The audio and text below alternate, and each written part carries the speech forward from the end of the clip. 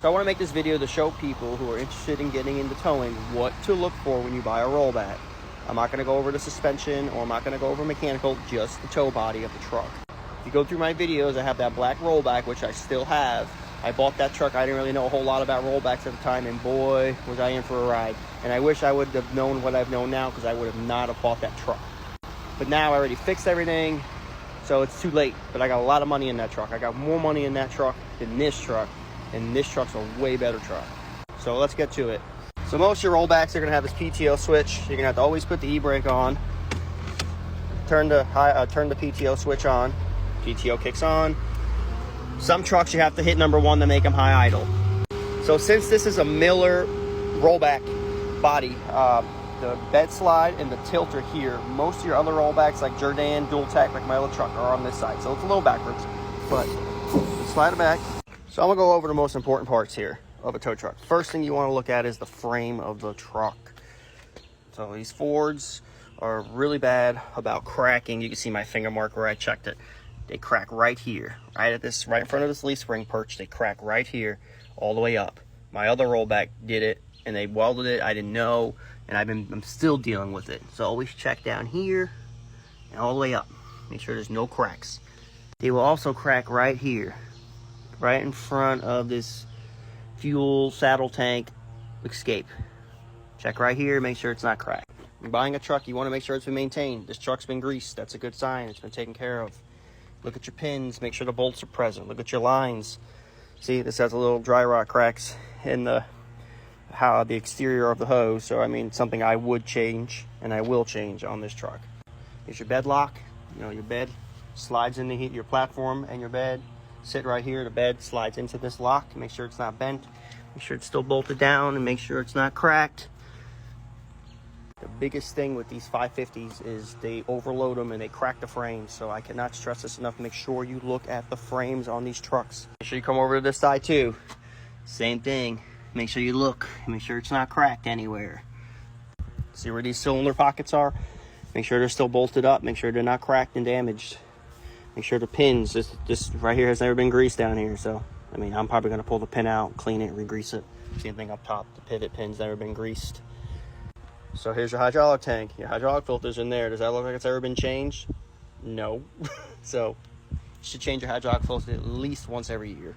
You know, I've had one of my other trucks, this rail that slides on here, see, actually wore through. So always get down on the platform and look underneath it, make sure it's not pulled up, if that's even a word, or has been ran through because of lack of grease. So this has been greased, so it's okay.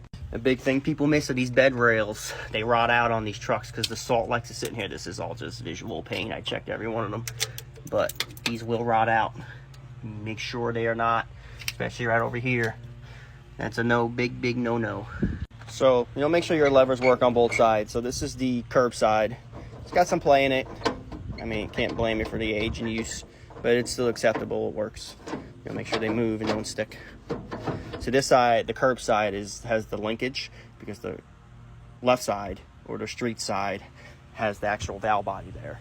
So your linkage is going to be much more tighter on this side because it's right at the stack right here. See, the valve body's right in the controllers. While I'm on here, you know, make sure you check all your hoses and just put your hand on everything. Check all your pins at your wheel lift bar. You know, make sure this foot brace is not fucking missing or cracked. Which, I mean, I've never really seen that, but I'm not saying it's not possible. There's another cylinder. That's a counterbalance valve. There's your hoses coming off it. Just check all that shit. You can never check enough. But I will never stress enough. Check your fucking frames on these trucks. Here's another pin that never gets greased on these trucks. This is your platform pivot pin. This is what holds the whole fucking platform on this truck. And it has never been greased.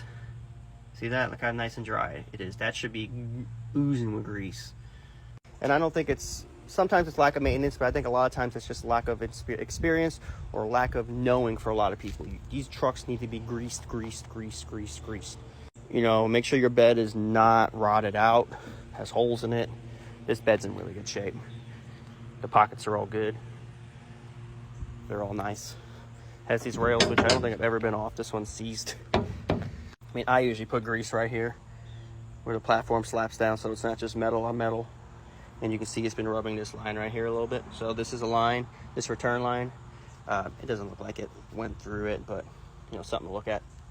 keep your eye on. So on your Fords, this is your, I'm sorry, not your Fords. On your Miller beds, they are bolted on with this whole brace like this. My other truck, the Ford we're doing, is identical.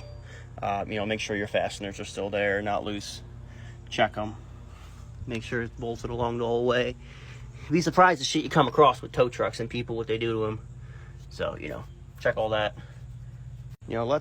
Slide the bed back, leave the PTO on, deadhead a couple cylinders, and just see if it leaks. This truck surprisingly has not a single drop of fluid coming out anywhere. My other truck will mark its territory for sure, but this truck is fucking spotless. Doesn't drip anything. Because the worst thing you want to do is start a business, buy a truck, and then put all your money and time into this and then realize it's a piece of shit. So, this is something really big that you should not overlook when you're buying a truck. The last thing I'm going to get into is the wheel lift and the bar. I'm going to show you next. For the wheel lift bar, I just want to show you why I love these Miller beds. They are so fast, man. They move. So here's your wheel lift grid. There's a pin right here that goes bad. This truck is fucking perfect. Sure, it pivots. Another sign the pin's bad. When they're really loose, they'll actually bind up. But one of my other trucks, when I bought it, the pin was fucking so bad and we had to replace it before it can even wheel lift anything. So these are supposed to get greased too. This is what holds your alarm pin in. It's never been greased. This is the same thing. This is the slider pin. Same deal. Because it moves on the grid. And this is your cylinder head pin right here. It's still there. There's usually a little sleeve in the middle of it that holds it in. Make sure that's there. Obviously, you lose that, you're going to lose the whole thing. Stuff you just need to check every time you maintenance these trucks. But this truck's in really good shape. Really, really, really good shape. Another pin there, never been greased. Sometimes on these beds right here, because they take all the abuse sliding, when people slide back with the platform at the right angle, this bed, it don't look like it's ever even scraped much. So whoever used this truck, I would say definitely was a good operator. So that pretty much sums up what I usually look at. Usually about every 2-3 months, depends on how hard the truck's ran, I go through the entire truck. I change the oil, I grease everything, put my hand on everything, and lube everything. Just kind of keep a good maintenance track for the trucks, because these trucks get ran harder than anything else, I feel, equipment-wise. Then we'll save the best part for last, the winch. So this is your free spool for it, pull it, make sure it works. The cable will come out. Not really a whole lot to winches. This cable definitely needs to be replaced. You can see it's starting to separate. So I will replace the cable. It's bolted down, not cracked. It's not really a whole lot here looking at. Just make sure it works.